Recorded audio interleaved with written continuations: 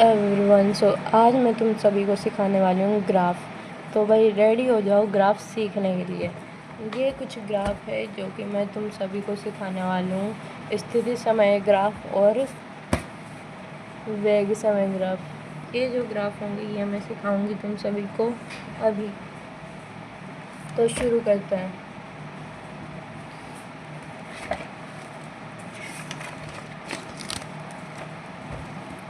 सबसे पहले हम देखेंगे स्थिति समय ग्राफ। कौन से ग्राफ देखेंगे? स्थिति समय ग्राफ। मेरे साथ बोलो और प्रैक्टिस भी करो तभी समझ में आएगा। स्थिति समय ग्राफ,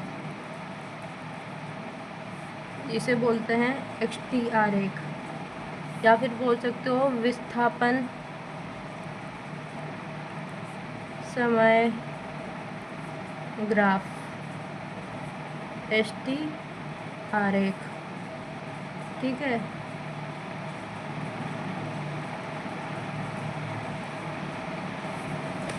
तो ये है तुम्हारा अभी जो टॉपिक जो मैं तुम्हें समझाने वाली हूँ। तो ग्राफ बनाने का नॉर्मली तरीका क्या होता है, पहले तो ये देख लो।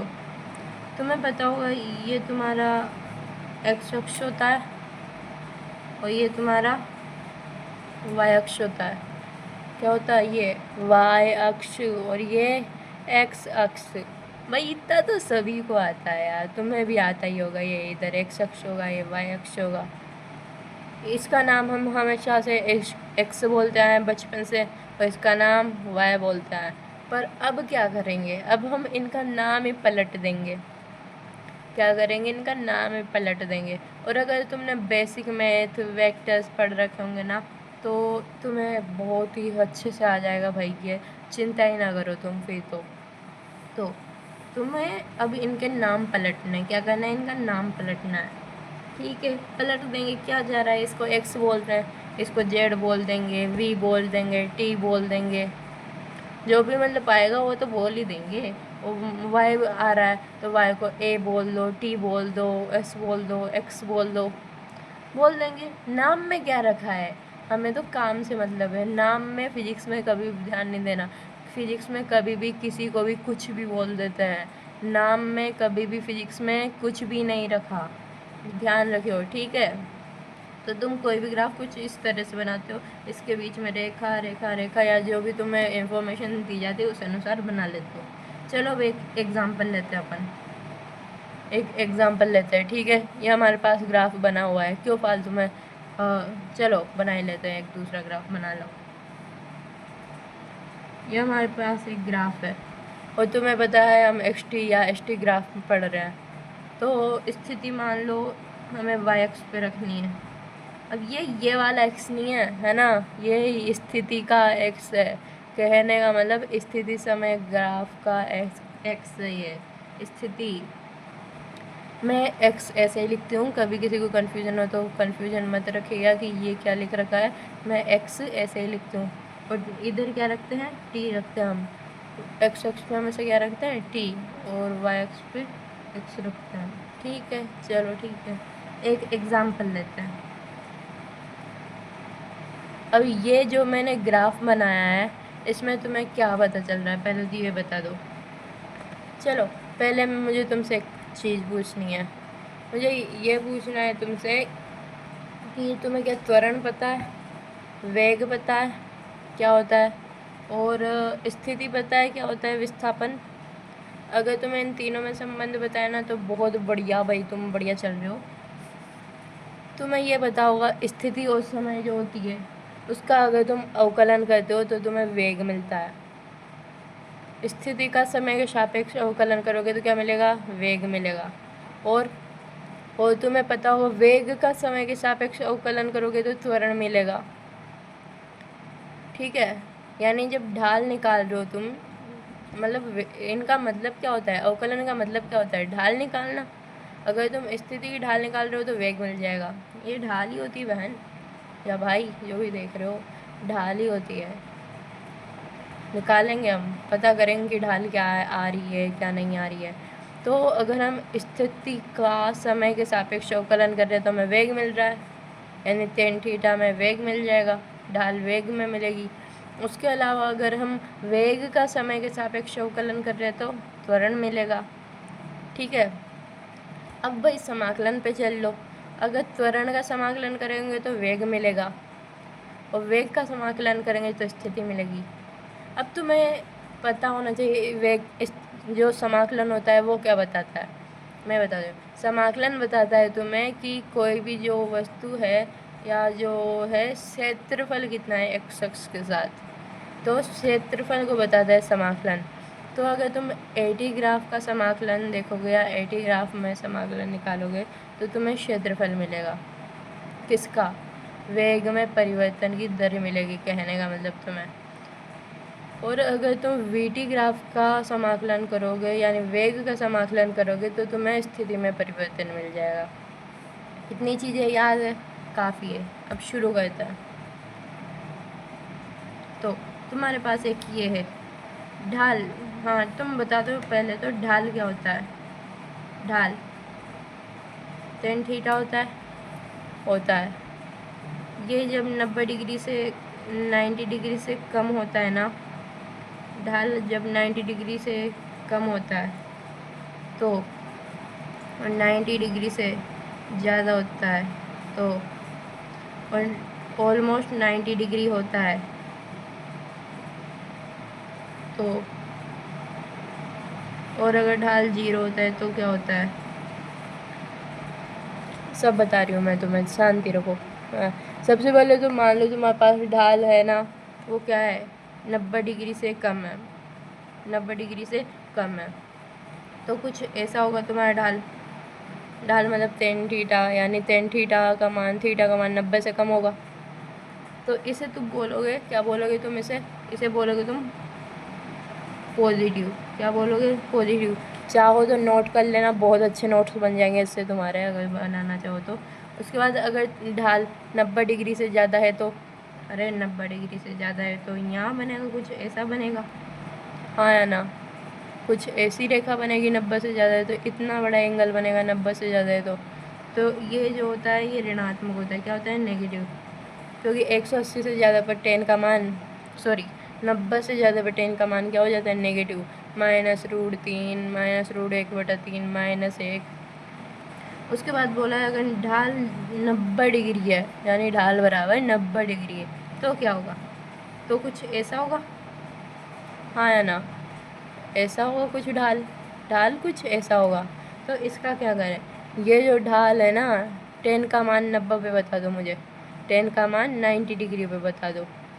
अनंत ये होता है ना, तो ढाल जो 90 डिग्री पे होगा वो क्या होगा? अनंत होगा। और ढाल 0 डिग्री पे, 0 डिग्री पे कुछ ऐसा रेखा बनेगी, ऐसा रेखा। अब इसकी ढाल क्या है? ढाल दिख रही है तुम्हें? नहीं है, 0 है। जब इसकी ढाल 0 है तो ये 0 हो जाएगा।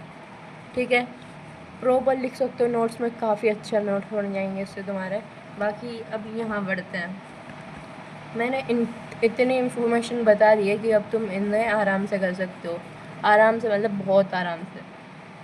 तो तुम्हारे पास आता है अब ये XTR क्या देगा पहले तो मुझे ये बताओ। अगर तुम स्थिति का समय के सापेक्ष dx/dt करते हो तो तुम्हें क्या मिलता है? वेग मिलता है, हाँ या ना। मिलता है ना। तो इसका जो ढाल होगा वो तुम्हें वेग देगा। क्या देगा? वेग देगा। सबसे पहले तो इसका ढाल बता दो। चलो यहाँ से देख के ही बता दो। जब ढाल क्या हो? ढाल 0, ठीक है। इसमें तुम्हें ढाल दिख रहा है क्या? हाँ, मतलब ये जो रेखा है ये क्षैतिज है। कैसी है? क्षैतिज। हाँ, तुम इसे बोल सकते हो अगर रेखा क्षैतिज है तो। और इसे तुम बोल सकते हो रेखा ऊर्ध्वाधर है तो। क्या? ऊर्ध्वाधर। उसके बाद ये हमने ऐसा कुछ ग्राफ बनाया और ये tan है। अब रेखा क्या है? क्षैतिज है तो ढाल क्या होगा? 0 होगा। क्या होगा? 0 होगा। तो tan थीटा टेन थीटा बराबर 0, ठीक है। या बोल सकते हो ढाल बराबर 0। अब ढाल 0 है तो इन जो एक्स टी ग्राफ है वो देता क्या है, एक्स टी जो ग्राफ है वो वेग देता है। तो जब ढाल 0 है तो वेग भी 0 होगा, हाँ या ना, हाँ या ना, अरे समझे। जब ढाल 0 है तो वेग भी 0 होगा, और जब ढाल 0 है वेग 0 है तो वेग बराबर क्या हो जाएगा, 0 हो जाएगा। अब तुम एक चीज़ बताओ, कोई वस्तु है उसका वेग 0 है, 0 मतलब वो चल ही नहीं रही है, और उसका ढाल भी 0 है, यानी वो इधर भी नहीं मुड़ रही, इधर भी नहीं मुड़ रही, इधर भी नहीं मुड़ रही, और इधर भी नहीं मुड़ रही, तो वो विराम में होगी या नहीं। सीधा सी बात है, नॉर्मल सा क्वेश्चन है, लॉजिक लगा के सीधा बता दो। जब कोई वस्तु चल नहीं रही है, उसका वेग नहीं बढ़ रहा है, तो वो विराम में होगी या नहीं होगी, होगी, होगी या नहीं होगी, सीधी सी बात है। मैं एक चीज़ पूछ रही हूँ, ये विराम में होगी नहीं होगी, होगी। तो बस वही तुम आराम से लिख दो कि ये विराम है, विराम में है ये, ठीक है। चलो एक और देखते हैं ग्राफ। यहाँ पे ये तुम्हारे पास एक्स टी ग्राफ है, इधर तुम्हारे पास एक्स, सॉरी हाँ, इधर तुम्हारे पास टी होगा, इधर तुम्हारे पास एक्स होगा। अब तुम्हें ग्राफ कुछ ऐसा दे रखा है, यहाँ मूल बिंदु से शुरू हो रहा है, ठीक है, ये एक सीधी रेखा है। अब तुम क्या क्या बोल सकते हो ये बता दो, पहले तो टेन थीटा बता दो, या टेन थीटा ढाल बता दो इसके, धनात्मक होगी, क्यों, क्योंकि एंगल 90 डिग्री से कम है, बताया मैंने तुम्हें। जब एंगल 90 डिग्री से कम हो तो ढाल पॉजिटिव होगी, कैसे होगी, पॉजिटिव होगी, तो ढाल क्या हो जाएगी, पॉजिटिव हो जाएगी। और क्या हो जाएगी, सरल रेखा का ढाल बताओ तो मुझे, नियत होता है, नियत होता है। ए भाई ये नियत कहाँ से आ गया, कहाँ से आ गया ये नियत, अरे कहीं से नहीं आया, तुमने बेसिक मैथ में पढ़ा होगा, सरल रेखा का जो ढाल होता है वो नियत होता है, ढाल नियत होता है। अब कैसे पता करोगे, सरल रेखा खींचो एक, यहाँ भी कोई भी मतलब इस अक्ष पे देखो, इसका एंगल यही है, मान लो 60 डिग्री है, मान लो 60 डिग्री है, इस अक्ष पे भी 60 डिग्री होगा, यहाँ भी 60 डिग्री होगा, यहाँ भी 60 डिग्री होगा। वापस से देखना, ये एक सरल रेखा है तुम्हारे पास, ये कोई ग्राफ है, सरल रेखा है, यहाँ पे 60 डिग्री है, मान लो 30 है, 40 है, जो तुम मानना चाहो सब मान लो, बस एक सरल रेखा की ज़रूरत है तुम्हें। यहाँ भी 60 डिग्री होगा, यहाँ भी 60 डिग्री होगा, यहाँ भी 60 डिग्री होगा, जब सरल रेखा है तो यहाँ यहाँ यहाँ यहाँ, मतलब है ना, सरल रेखा का ढाल नियत होता है, तुम्हें इससे पता चल रहा है, ठीक है। तुम चाहो तो डी से यूज़ कर सकते हो, डी जो है उसको यूज़ करके देख सकते हो, नाप के देख लो, ताकि तुम्हारे मन को शांति मिल जाएगी कि ये ढाल नियत को होता है। अब मैंने वैसे तो बता दिया है, इतना लॉजिक काफ़ी है तुम्हारे ये नियत समझने के लिए। वेग की बात कर लो, वेग स्थिति समय ग्राफ का अवकलन क्या देगा, या स्थिति समय ग्राफ क्या देगा, वेग देगा।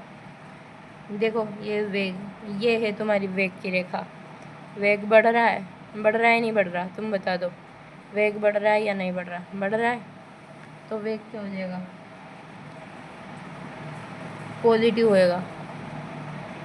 वेग मतलब है ना, धनात्मक दिशा में जा रहा है, वेग धनात्मक है तो वेग पॉजिटिव है, और वेग भी क्या हो जाएगा तुम्हारा, नियत हो जाएगा, नियत हो जाएगा। तो वेग धनात्मक है और नियत है, वेग धनात्मक है और नियत है, क्योंकि वेग की रेखा भी सीधी है। उसके अलावा t इज इक्वल टू 0 पे बता दो तुम मुझे, यहाँ जब t इज इक्वल टू 0 होगा, है ना, तो x इज इक्वल टू 0 होगा क्या, 0 होगा क्या, बताओ, क्या जब t इज इक्वल टू 0 है तो x इज इक्वल टू 0 होगा क्या, होगा ना, क्योंकि ये तो चल तो मूल बिंदु से रहा है। जब t इज इक्वल टू 0 है तो x इज इक्वल टू 0 है, देखो ये t is equal to x is equal to 0 है, ये t इज इक्वल टू 0 है, यहाँ से ही तो चल रहा है, तो जब t इज इक्वल टू 0 का x इज इक्वल टू 0 होगा तो ठीक है भाई, t इज इक्वल टू 0 है तो x इज इक्वल टू 0 है। अगला चलो, अगला हम बनाते हैं एक ऐसा ग्राफ जिसे देख के तुम्हें लगता है मुझे कि तुम्हें थोड़े चक्कर आने लग जाएंगे, ये क्यों बना दिया, ये क्या बना दिया। ये t है, ये x है, लेकिन अब मैं रेखा वहाँ नहीं खींचूँगी जहाँ तुम सोच रहे हो। अब मैं कुछ बदलूँगी, जैसे कि ये देख लो, यहाँ पे बताओ। अब फटाफट बता दो, इसका ढाल बदलेगा, मतलब इसका ढाल बता दो पहले तो फटाफट। ढाल धनात्मक होगा या ऋणात्मक। अब कुछ तो ये सोच रहे हो अब हम ढाल कैसे देखें, ये क्या किया, अब हम ढाल कैसे देखेंगे, ढाल कैसे देखेंगे अब हम। तो कुछ ना करो भाई, तुम्हें ये यहाँ दे रखा है, तुम इसे रेखा को आगे ले जाओ, आगे ले जाओ, तुम इस रेखा को आगे ले जाओ। जब तुम आगे ले जाओगे तो तुम्हें पता चलेगा, इसको डाल दो, फिर से धनात्मक आ गया भाई, धनात्मक आ गया। और अरे अब तो सीधी होंगे, सीधी रेखा है तो नियत होगा, क्या होगा, नियत होगा। वेग बता दो, जैसा कि इसमें बताया था मैंने तुम्हें, इस वाले में बताया था, वैसे ही इसमें कर दो। छापना ही तो है, अरे छापना नहीं है, सीखना है। वेग नियत होगा, क्यों होगा, क्योंकि एक सरल रेखा है, और वेग भी धनात्मक होगा, क्योंकि ढाल ही तो वेग है। एक्स-टी ग्राफ का ढाल ही तो वेग है, एक्स-टी ग्राफ का ढाल ही तो वेग है। अब ये बता दो तुम मुझे, इसमें क्या t बराबर 0 पर x बराबर 0 होगा, क्या इसमें t बराबर 0 पर x बराबर 0 होगा, क्यों नहीं होगा, नहीं होगा। अब क्यों नहीं होगा, सोचो तुम। ये कण यहाँ से यहाँ जा रहा है, यहाँ से इधर जा रहा है, इधर की डायरेक्शन में। तो जब इसमें t बराबर 0 था तब तो ये यहाँ था। अच्छा समझना, ये ग्राफ है तुम्हारे पास, ये कोई कण है यहाँ है, t बराबर 0 यहाँ होगा। तो जब ये यहाँ से कुछ ऐसे जाएगा, कुछ ऐसी मूवमेंट करेगा, ऐसी मूवमेंट करेगा, ऐसी मूवमेंट करेगा, समझ रहे हो। ये दो पेन है, ये दो पेन है तुम्हारे पास। ये मान लो ये t बराबर 0 है, इधर मानो ये t बराबर 0 और ये वस्तु x बराबर 0 पर यहाँ है।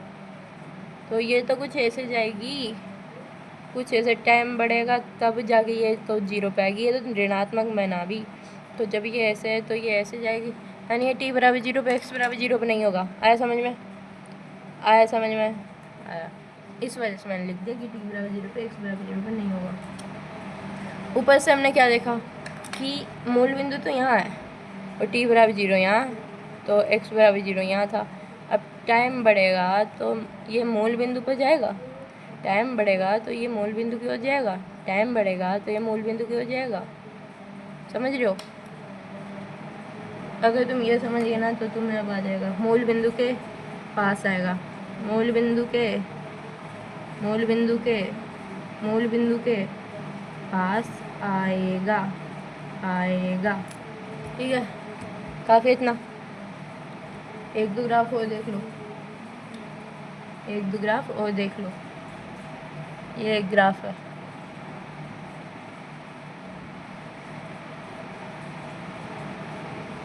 ठीक है, इधर t है, इधर x है।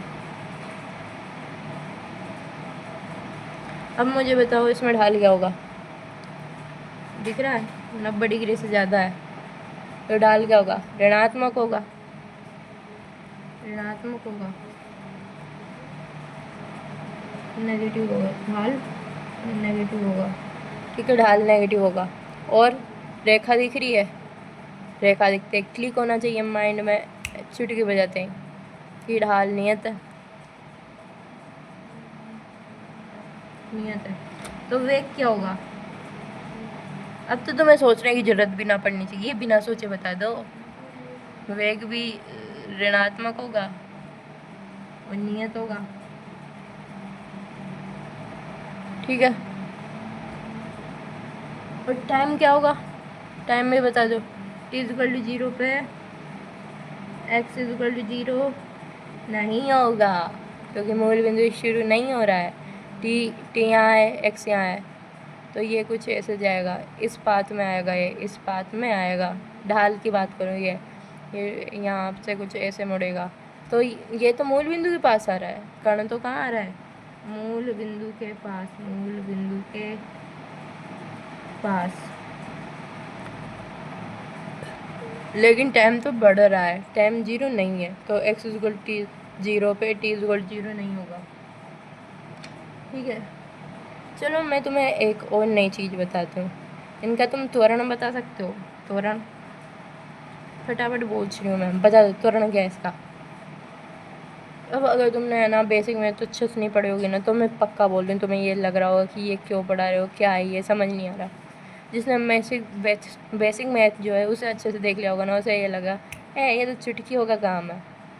त्वरण दिखला है भाई, मुझे त्वरण दिखला है ब्लो। तो जब तुम्हें त्वरण दिख रहा है तो बताओ त्वरण होगा या नहीं होगा? जिसे लग रहा है त्वरण होगा, भाई नहीं होगा।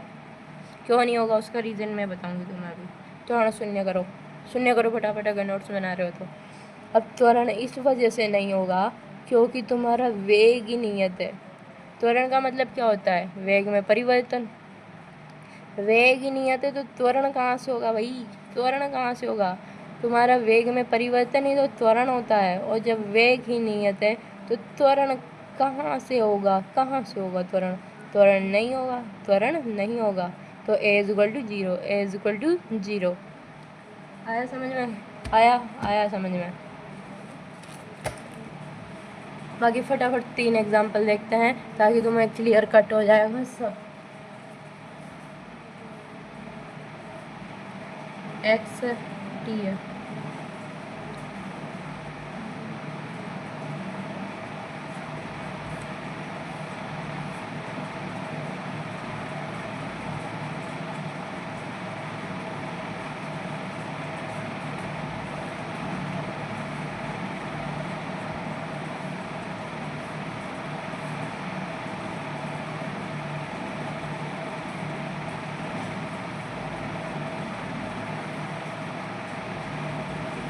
तो मैंने तुम्हें 3 ग्राफ दे दिए हैं, वो भी ढाल के साथ।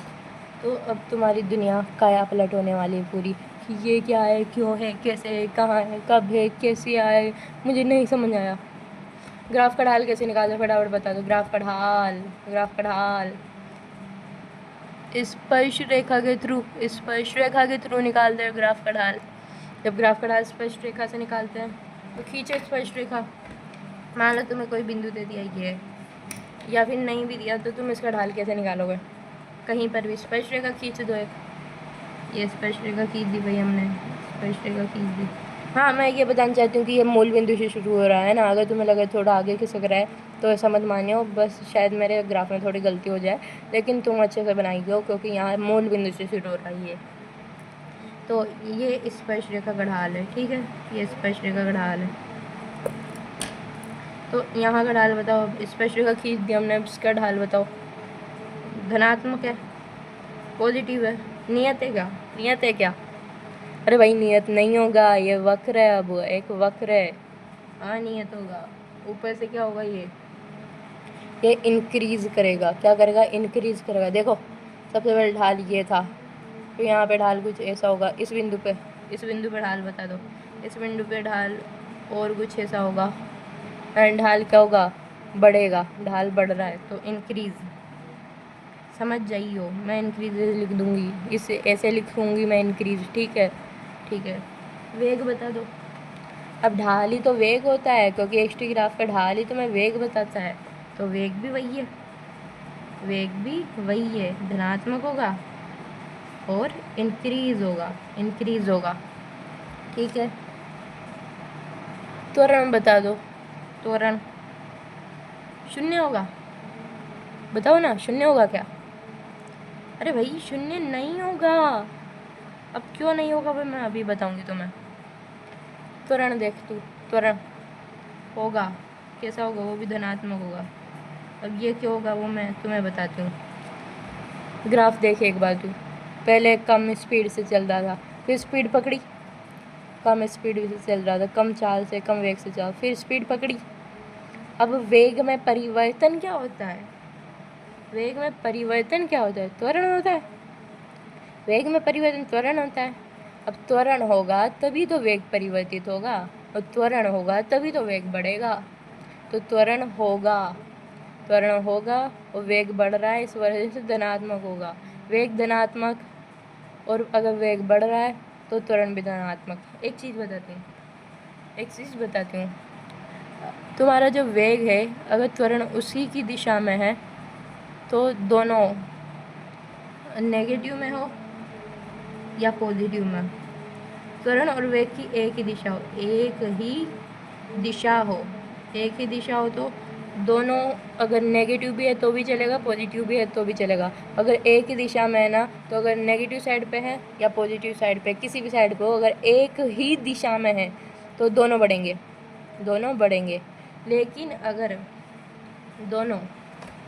लेकिन अगर त्वरण और वेग दोनों विपरीत दिशाओं में है तो जो ये दोनों, यानी वेग तो घटेगा। वेग क्या होगा? घटेगा। क्यों घटेगा? क्योंकि त्वरण विपरीत दिशा में लग रहा है। अब चाहे ये धनात्मक हो, ऋणात्मक हो, कुछ भी हो, और ये भी धनात्मक हो, ऋणात्मक हो, ये कम होगा, डिक्रीज़ होएगा। और ये अगर जैसा भी होगा, ये तो इंक्रीज़ होगा, नहीं होगा, या त्वरण नहीं है तो भी होगा ना, तो भी अगर विपरीत दिशा में ना तो ये डिक्रीज़ होगा। और सेम साइड पे है, त्वरण है, जिस साइड पे वेग है, तो इंक्रीज़ होगा। क्या होगा? इंक्रीज़ होगा। आया समझ? ठीक है। अब ये देख लो तुम, त्वरण धनात्मक, वेग धनात्मक। क्यों? क्योंकि इंक्रीज़ हो रहा है वेग, मतलब त्वरण वेग की दिशा में है, इस वजह से पॉजिटिव होगा। इसमें बता दो, इसमें मुझे तुमसे सबसे पहले तो ये पूछना है कि क्या x=0 पे t=0 होगा क्या? x=0 पे t=0 होगा क्या? हाँ, होगा। तो क्या x=0 पे u=0 होगा क्या? कैसे कर दिया? अरे भाई तू यहाँ देख, ये ढाल देख, तू एक बार ये ढाल देख, ये चल ही नहीं रहा। यहाँ तक तो ये विराम में है। हमने देखा था इस वाले ग्राफ में, जब ये सीधी रेखा थी तो क्या थी? विराम थी। तो जब ये भी सीधी रेखा दिख रही है तुझे इस अक्ष पे, तो ये विराम होगा ना। तो विराम पे तू क्या बोल सकता है? u=0 होगा। हाँ या ना? आया समझ? चल नेक्स्ट पे चलता है। ये तुझे दे रखा है, ये भी एक्स ग्राफ है, लेकिन इसमें ढाल क्या आ जाएगी तेरे पास? स्पर्श रेखा खींच, पता चलेगा। ऋणात्मक है। कैसे? एंगल देख, एंगल 90 से ज़्यादा है, तो ढाल लिख, फटाफट लिख दे। ढाल tan थीटा नेगेटिव, ठीक है, नेगेटिव है।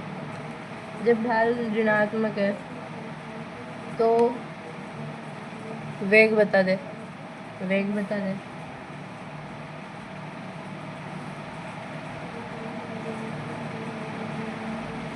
बताओ वही बताओ। वेग भी ऋणात्मक होगा।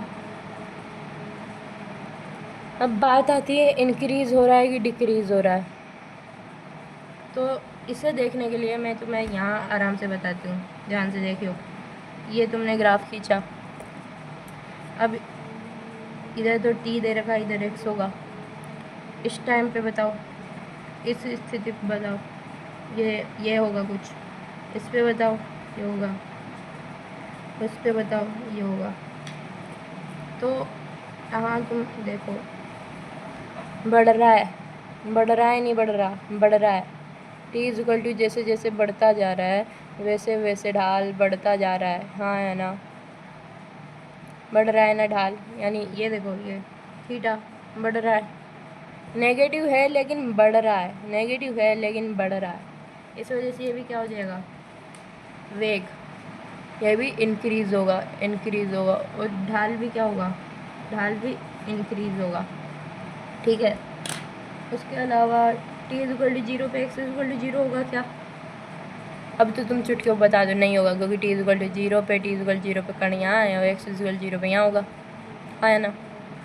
हाँ सही है। तो t=0 पे x=0 नहीं होगा, नहीं होगा। और बताओ, त्वरण बता दो। अब त्वरण कैसा होगा? त्वरण बता दो। ये एकमात्र अभी तक मैंने ऐसा क्वेश्चन बताया जिसमें त्वरण ऋणात्मक है। त्वरण ऋणात्मक है, त्वरण ऋणात्मक है। क्यों है ऋणात्मक? क्योंकि ये वेग की दिशा के विपरीत लग रहा है। क्योंकि ये वेग की दिशा के विपरीत लग रहा है, इस वजह से इसमें त्वरण ऋणात्मक होगा। ठीक है, समझ गए। क्योंकि वेग की दिशा तो बढ़ रही है तो त्वरण क्या होगा? बढ़ेगा। और जब त्वरण बढ़ रहा है, वे ध्यान से सुनियो, यह तुम्हें कंसेप्ट बहुत ज़्यादा डाउट आ सकते हैं इसमें। त्वरण बढ़ रहा है, वेग बताओ, वेग क्या हो रहा है? बढ़ रहा है। वेग जो है तुम्हारे पास, वेग वो इंक्रीज हो रहा है। इंक्रीज हो रहा है कहने का मतलब त्वरण है, त्वरण है। त्वरण इज प्रेजेंट, प्रेजेंट।